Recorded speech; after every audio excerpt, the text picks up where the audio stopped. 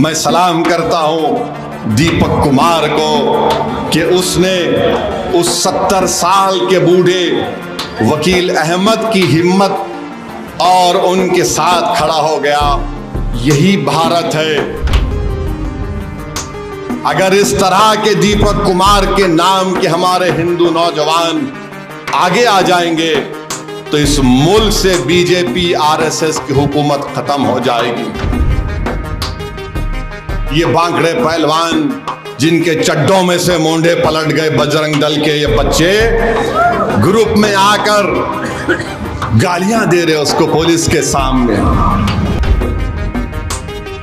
और इस देश की माओ ने सिर्फ एक ऐसे दीपक कुमार को नहीं पैदा किया होगा, इस देश की माओ ने जहां पर भगत सिंह को पैदा किया तो इस देश की माओ ने टीपू सुल्तान को भी पैदा किया था।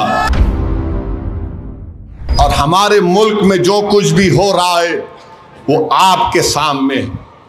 अफसोस होता है कि आज से थोड़े दिन पहले उत्तराखंड में एक जगह है कोटवार नाम है, वहां पर एक हमारे वकील अहमद साहब की 30 साल पुरानी दुकान है और दुकान का नाम है बाबा ड्रेस शॉप। 26 जनवरी के दिन हम यौम जमहूरिया मनाते।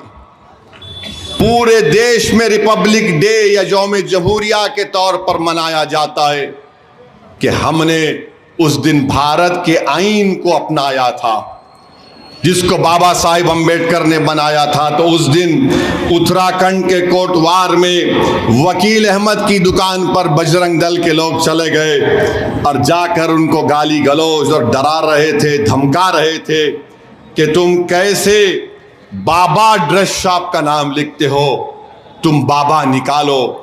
तो उतने में एक हमारा हिंदू भाई जिसका नाम दीपक कुमार है, जिम चलाता है, वो आवाजें सुनकर आया और उसने कहा कि तुम होते कौन हो कि तुम वकील अहमद से कहो जो दुकान 30 साल से कोटवार में है नाम बदल दो। उसने बजरंग दल के उन तमाम लोगों के सामने, जालिमों के सामने खड़े होकर उनसे बातचीत की, उनको भगाया वहां से।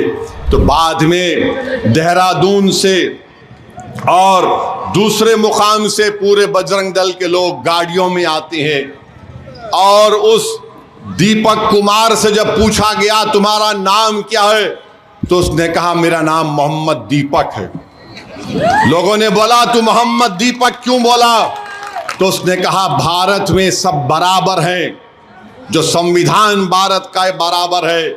ये बांकड़े पहलवान जिनके चड्डों में से मोंढे पलट गए बजरंग दल के ये बच्चे ग्रुप में आकर गालियां दे रहे उसको पुलिस के सामने।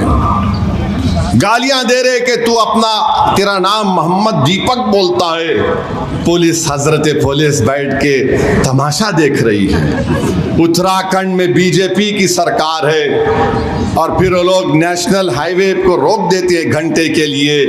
उत्तराखंड की पुलिस उनको ऐसा देख रही है कि जैसा उनके दीवान खाने में बैठकर करी पफ खा रहे हैं।